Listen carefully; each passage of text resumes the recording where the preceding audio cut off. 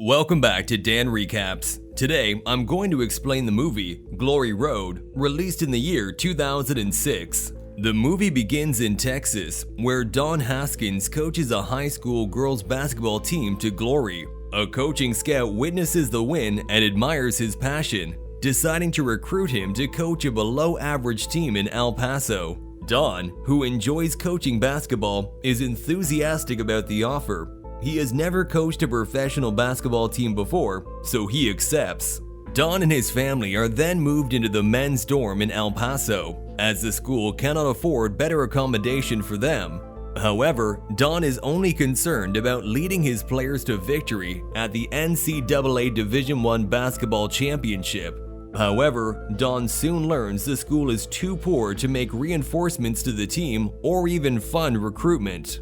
But Don decides to try his luck regardless, but none of the players he approaches are interested in playing for a low-ranked and broke team.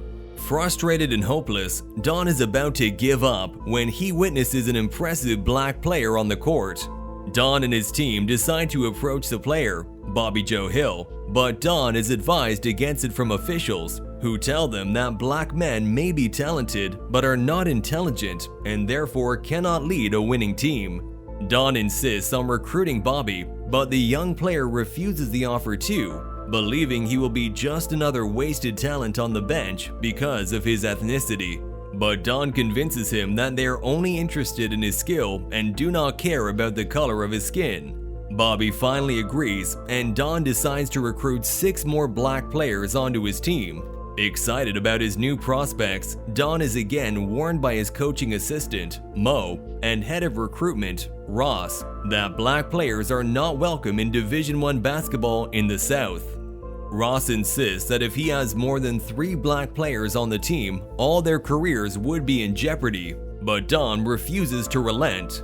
However, as Don approaches the prospective players, they refuse him as well, believing it is too dangerous for them to play basketball in Texas, where racism is rampant. Don, however, works hard to prove he is a good coach and can offer them a chance to accomplish their dreams, so eventually they all agree. Don next sends Mo to New York to scout some more players, where he is almost attacked for addressing the players disrespectfully. When Don's 7 new players join the team, the white players are surprised to see them there. After a brief argument at the school cafeteria, all the players start to get along together. Meanwhile, Don also manages to recruit David Lattin, one of the most talented players in the country. On the first day of training, Don is hard on his new players after they mock him for being a girls' basketball coach. Despite warning his team against inappropriate behavior, Bobby convinces his new teammates to party at a club later that night. At the club, Bobby meets a woman named Tina, who he later goes on to date. The next day, Don punishes the team for partying late into the night, intending to enforce discipline and decency onto his team. After the training, the new players complain about Don's coaching tactics and style of play, but Don assures him they will thank him in the long run. As time goes by and the team starts to get along well, Don notices one of his new players, Harry, is letting his grades slip, but after an intervention from his mother, he decides to straighten up. 2 days before the start of the season, Don asks one of his players, Roy, to go home after failing to impress him in the training sessions. Roy is disappointed and spends the night practicing his moves. He begs Don to keep him on the team and shows off the best of his skills despite an injury. Don decides to keep him on, impressed that Roy fought for his place on the team.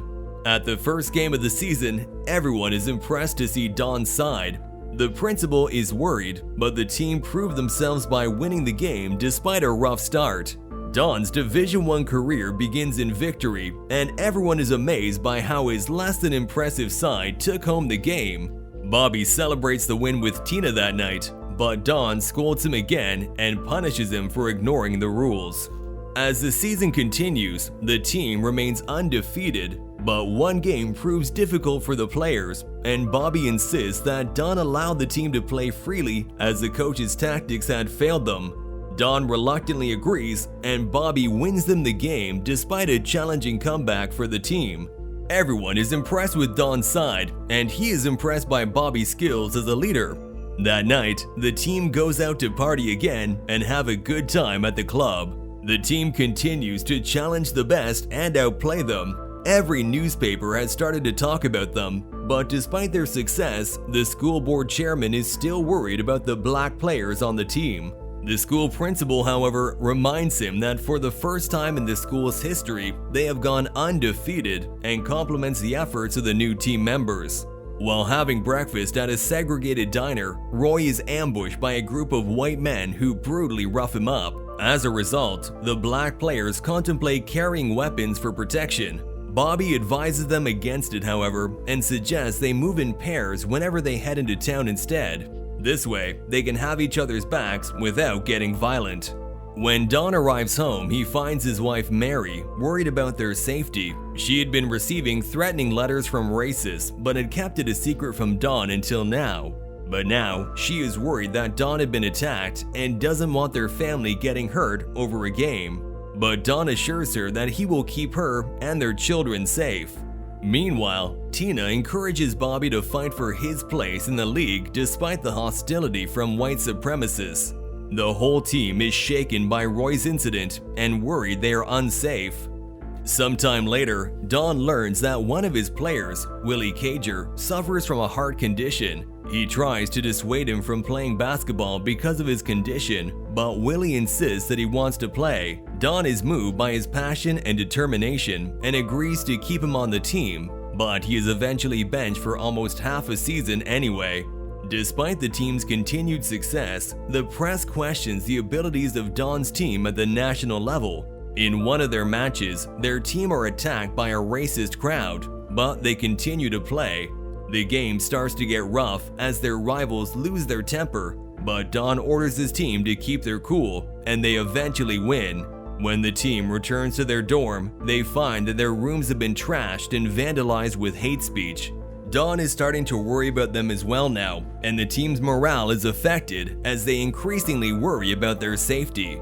Their next match is an important one that could send the team to the #1 spot in the nation, but they slip up and play an awful game. Everyone suspects that they have given up, and Don is infuriated by his team's underperformance and lack of team spirit. At halftime, the black players reveal they are furious about the harsh treatment and are worried that the more they win, the more hostile the white people will become. Don tells them they have to win the division and go to nationals if they want to shake off the hate and hostility. Before the match starts again, Willie's mother meets with Don and begs him to allow her son to play for only 5 minutes. She tells him that her son may not be able to play basketball again after this season and wants him to enjoy the game while he still can. Don is reluctant, worried for Willie's heart, but agrees. The game resumes, and when the team starts to look overwhelmed, Don substitutes Willie into the game, and he immediately scores a point. Then Don makes a few changes and encourages the team to keep fighting. It is Willie who eventually saves the season for them, but the referee calls an impartial foul and sends the game into overtime. The team is frustrated, but Don devises a plan to win the game, and they succeed. In the meantime, the school board chairman is very impressed with the team and apologizes for not believing in Don and his team in the first place. At a press conference before the season's final game, Don is humiliated by the rival coach, Adolph Rupp, who has coached his side to 4 national championship titles already. But this humiliation only motivates him even more to win that final game. That night, the team celebrates and hopes they will win the final game, especially since their families will be traveling to watch them play. Bobby, however, seems indifferent. Don then gives them a tough pep talk and tells them he will play only the black players in the final game the next day, the first time this will ever be done. The whole team encourages them to make them proud on the court. On game day, the team and their rivals brace for one of the most hyped up games of the season.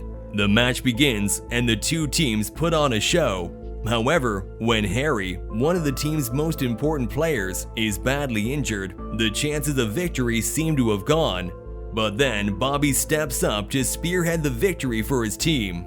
The first half ends with Don's team in the lead, while Rupp encourages his men to get dirty. The game resumes, and the two teams keep each other on their toes. In the game's final moments, Don's team is in the lead, and Rupp is starting to worry. Don encourages his team to prove themselves to the world, and when they pull it together and win the game, the crowd goes wild. Don is overwhelmed and bursts into tears of joy as everyone cheers for his team.